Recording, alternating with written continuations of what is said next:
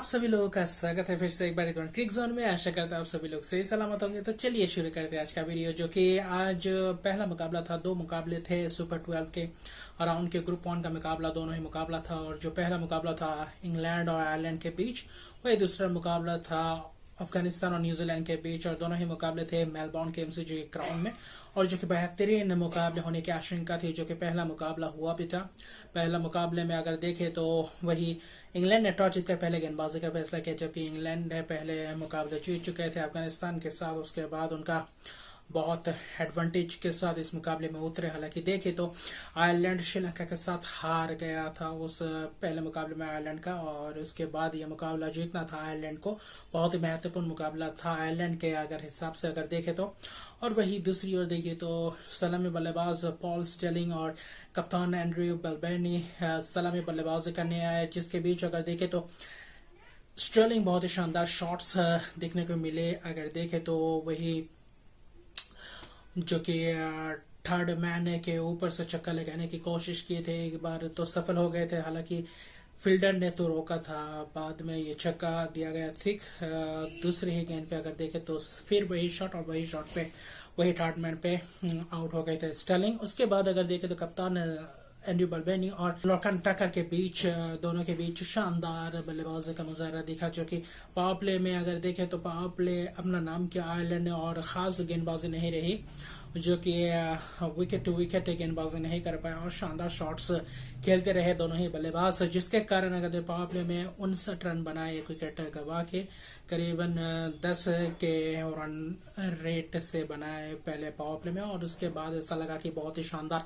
आगाज किया आयरलैंड के बल्लेबाजों ने और अपने तरफ मोड़ा इस मुकाबले को, क्योंकि बीच में बारिश होता है। देर ओवर होने के बाद बारिश होता, मैच रुका था करीब आधा घंटा 35 मिनट के बाद ये मैच फिर से शुरू, और वहां से मोमेंटम पकड़ना ये भी बहुत मुश्किल होता है एज ए बल्लेबाज, और गेंदबाजों को भी मुश्किल होता है, क्योंकि आउटफील्ड गीला होने की वजह से पिच धीमा भी होता है। बल्लेबाजी के लिए बहुत दिक्कत भी होता है, और गेंद भीगने के कारण गेंदबाजी में स्विंग वो उतनी नहीं मिलती जितने नए गेंदों पे ड्राई सरफेस से जो निकलती है स्विंग डिलीवरी मिलती है गेंदबाजों को। वही दूसरी ओर देखे तो जो पिटाई की है आयरलैंड के बल्लेबाजों ने, और आज चाहिए था आयरलैंड की तरफ से ऐसी कोई पारी, और आज कप्तान ने ये दिखाया है मुकाबले में। कप्तान और लॉर्कन टकर के बीच 82 रन का पार्टनरशिप हो जी, 82 रन का पार्टनरशिप, और क्या महत्वपूर्ण पार्टनरशिप है, और क्या जलवा दिखाया दोनों ही बल्लेबाजों ने। और कप्तान एंड्रयू बल्बेनी ने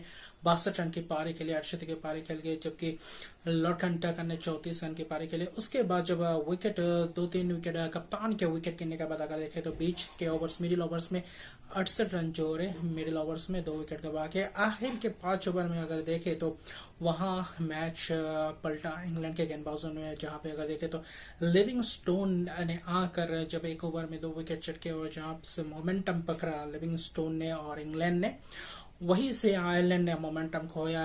जो 15 ओवर तक स्कोर था, हालांकि देखे तो करीबन 132 या 132-34 रन था। उसके बाद से उतना रन नहीं कर पाए, और जिसके वजह से आखिर में मैच पलट गया। आयरलैंड उतना रन स्कोर नहीं कर पाए थे। हालांकि आखिर के 5 ओवर में 7 विकेट गवाए थे, सिर्फ 28 रन जोड़ पाए थे, जबकि पूरे ओवर भी खेल नहीं पाए। 19.2 ओवर में ऑल आउट हो गए थे आयरलैंड के बल्लेबाज, और जिसमें से कुछ खास बल्लेबाजी दिखाई नहीं दी। बाद में कर्टिस कैम्पर और गैलेट टिलेनी के खाते में 12 और 18 रन की पारी देखने को मिली, और सब स्ट्रोक लगाने गए थे, लेकिन उसके बाद एक के बाद विकेट गिरते गए। जबकि लिविंगस्टोन ने 3 ओवर में हैज के 17 रन देकर 3 विकेट चटके, बहुत ही महत्वपूर्ण स्पेल किया था लिविंगस्टोन द्वारा। वही मार्कवुड ने भी 3 विकेट चटके, वो जो हालांकि पिटाई उनका भी हुआ बीच में, 4 ओवर में 34 रन देकर 3 विकेट चटके। वही सैम करन ने आकर आखिर में 2 विकेट चटकाए, और वही बेन स्टोक्स ने 3 ओवर में 8 रन देकर 1 विकेट चटके। कुल मिलाकर देखे तो इंग्लैंड की गेंदबाजी पहले से बीच में मिडिल ओवर्स के बाद जो आखिर के 3-4 ओवर या 5 ओवर में मोमेंटम शिफ्ट किया था, वो गेंदबाजों के कारण ही, और अच्छा फील्डिंग का मुजाहरा रहा इंग्लैंड के फील्डर से और इंग्लैंड के खिलाड़ियों से, और शानदार खेल पलटाया। आखिर में जाकर 157 रन ही बना पाए आयरलैंड की टीम। उस वक्त ऐसा लग रहा था कि शायद अपर हैंड में है इंग्लैंड के टीम।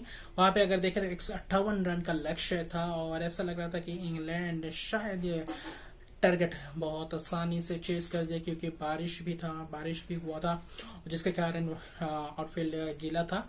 और वही देखे तो आयरलैंड के लिए बस एक ही प्लस पॉइंट है कि इतने रन्स बना गए तो अभी फाइट कर सकते थे गेंदबाजों की तरफ से। जहां पे पहले ही ओवर में जब जोशुआ लिटिल ने पहला विकेट लिया, कप्तान जॉस बटलर हेल्स सलामी बल्लेबाजी करने थे शून्य पे जब पहला विकेट गिरा तब ऐसा लग रहा था कि कुछ पिच में और अगर अच्छी गेंदबाजी करते हैं, विकेट गेंदबाजी करते हैं तो देखने को मिल सकता है एक अच्छी टक्कर। और वही हुआ। हालांकि देखें तो पावर प्ले में कुल मिलाकर 6 ओवर में 37 रन जोड़े, वहीं पे 3 विकेट गंवाए, जहाँ पे एलेक्स हेल्स बेन स्टोक्स का भी विकेट गिरा, सिर्फ 6 रन बना पाए बेन स्टोक्स। एलेक्स हेल्स ने 7 रन की पारी खेली, जिसमें से देखे तो जोशुआ लिटिल ने 2 विकेट चट के 3 ओवर में 16 रन देकर और बहुत महत्वपूर्ण ये ओवर्स डाले। मार्क एडे ने भी शानदार गेंदबाजी की, जहां पे बैरी मैकर्थी ने भी 3 ओवर में करीब 20 रन देकर 1 विकेट चट के। बाद में अगर देखे तो दाविद मालान और हैरी ब्रूक के बीच एक पार्टनरशिप हुई, 38 रन की पार्टनरशिप। उस पार्टनरशिप में लगा था कि थोड़ा बहुत मोमेंटम शिफ्ट हो रहा है इंग्लैंड की तरफ, लेकिन फिर भी पीछे थे जब बारिश की आशंकाएं थी। घने बादल के वजह से डीएल पर स्कोर से बहुत ही पीछे चल रहे थे इंग्लैंड की टीम, और इस स्थिति में अपने ही आप खुद को डाला इंग्लैंड के बल्लेबाजों ने और ज्यादा जल्दी करने के कारण आखिर में पिछड़ गए। और जिसके वजह से अगर देखें तो मिडिल ओवर्स में हालांकि सूझबूझकर अच्छी तरीके से रन्स बटोरे, 68 रन जोड़े, 2 विकेट गंवा के, जहाँ पे पूरे 15 ओवर्स खत्म नहीं हुए थे, जब 14.3 ओवर ही हो पाए थे खेले। 105 पे 5 विकेट गंवाए थे, जबकि मोइन अली ने आकर डिलेनी के ओवर में करीब 12-14 रन जोड़े थे। और उस ओवर में अगर और 3 गेंदें होती और वहां पे छक्के चौके लगाए थे, अगर वो 3 गेंदें भी हो जाती तो शायद डीएल के हिसाब से इंग्लैंड आगे हो जाते। और आयरलैंड उस वक्त 14.3 ओवर में आयरलैंड आगे था, 5 रन आगे था। जहां पे देखे तो डीएल के हिसाब से इंग्लैंड को चाहिए था 14.3 ओवर पे 105 नहीं 110 रन होना चाहिए था, और वहां पे मात खा गए इंग्लैंड के टीम। और उसके बाद भारी बारिश हुई और बारिश की वजह से मैच को वहां पे रद्द कर दिया गया और मैच कॉल ऑफ होने के कारण आखिर में आयरलैंड ने 5 रन से जीता ये मुकाबला डीएल के मेथड से, और इसी के कारण 2 पॉइंट अर्जित कर दिए। और आज के मुकाबले में आयरलैंड ने शानदार बल्लेबाजी का मुजाहरा किया, शानदार गेंदबाजी भी की, और जिसके कारण अगर देखें तो डॉकरेल ने भी 1 ओवर में 5 रन देकर 1 विकेट चटके। स्पिनर्स ने भी शानदार गेंदबाजी की, वही इंग्लैंड की तरफ देखे या फिर आयरलैंड की तरफ, दोनों ही टीमों ने शानदार गेंदबाजी। उसके बाद अगर देखें तो कुल मिलाकर 5 रन के हारने के बाद आयरलैंड भी 4थे स्थान पर आ गए पॉइंट्स टेबल में, और 3रे स्थान पर हालांकि मौजूद है इंग्लैंड की टीम। और वही शानदार मुजाहरा रहा, प्रदर्शन रहा हालांकि देखे तो।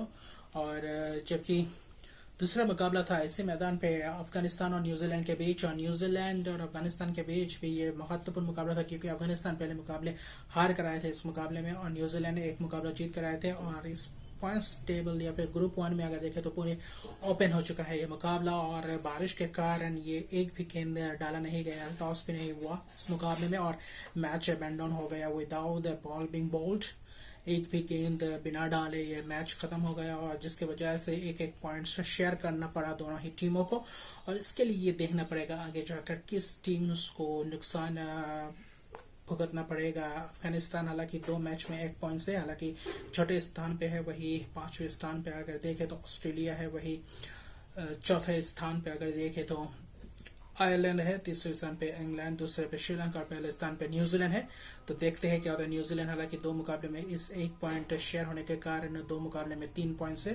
तो देखते हैं, क्योंकि बारिश ने मैच का किरकिरा पूरा समाप्त कर दिया, और ऐसा आईसीसी के T20 वर्ल्ड कप में अगर बारिश ऐसा रोल अपनाता है तो बहुत ही मुश्किलात का सामना करना पड़ेगा, क्योंकि मुझे ऐसा लग रहा है 12 टीम सुपर 12 नहीं 13 टीमें खेल रही है। बारिश भी है, बारिश दोनों ही ग्रुप में कॉमन टीम है और बारिश इस वर्ल्ड कप में किरकिरा कर रहा है। बड़े बड़े मैचेस अगर ऐसे पॉइंट्स शेयर करना पड़ेगा, क्योंकि आपको पता होगा साउथ अफ्रीका जिम्बाब्वे के मैच में भी जहाँ पे साउथ अफ्रीका जीत के कगार पर था, हालांकि पूरे जो कि रूल्स के हिसाब से 5 ओवर होना था, उस ओवर नहीं होने के कारण आखिर में एक एक के पॉइंट शेयर करना पड़ा। वही हुआ आज, लेकिन आज आयरलैंड को फायदा मिला, 2 पॉइंट्स मिल गए डीएलएस के पार स्कोर के हिसाब से, वरना उस ओवर में वापसी कर रहे थे इंग्लैंड की टीम। और वही दूसरी ओर देखे तो अफगानिस्तान और न्यूजीलैंड है, एक पॉइंट शेयर करना पड़ा और अफगानिस्तान के लिए शायद ये एक एडवांटेज होगा। अगर ये मुकाबले में 1 पॉइंट लेकर चले तो अगले 3 मुकाबले में कुछ और भी हो सकता है। और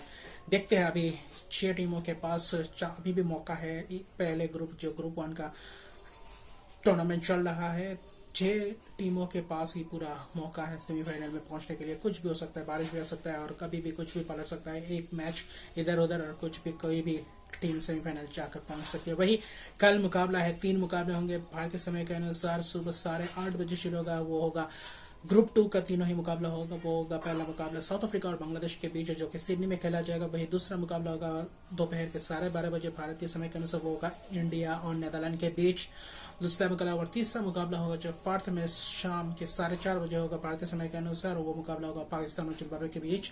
और तीनों ही मुकाबला बहुत महत्वपूर्ण है, हालांकि पाकिस्तान और साउथ अफ्रीका के लिए भी महत्वपूर्ण होगा। कल बांग्लादेश क्या वापसी कर पाती है साउथ अफ्रीका के विरोध इस मुकाबले में, अगर कर पाती है तो ये बहुत ही बड़ा अपसेट होगा साउथ अफ्रीका के लिए। और देखते हैं कौन आगे बढ़ता है या कौन छूट जाता है। और अगर बारिश ना हो, पूरे तीनों मैचेस पूरे 20-20 ओवर का ही हो, आशा करते हैं। और पॉइंट्स टेबल में कल के बाद पता चलेगा क्या स्थिति बनती है पॉइंट्स टेबल में। तो अभी के लिए इतना ही। अगर अभी तक मेरे चैनल को सब्सक्राइब नहीं किया तो मेरे चैनल को सब्सक्राइब कर दीजिए, नोटिफिकेशन के बेल को दबा दीजिए ताकि मेरे वीडियो सब तक पहले पहुंचे। लाइक शेयर कमेंट जरूर कीजिए।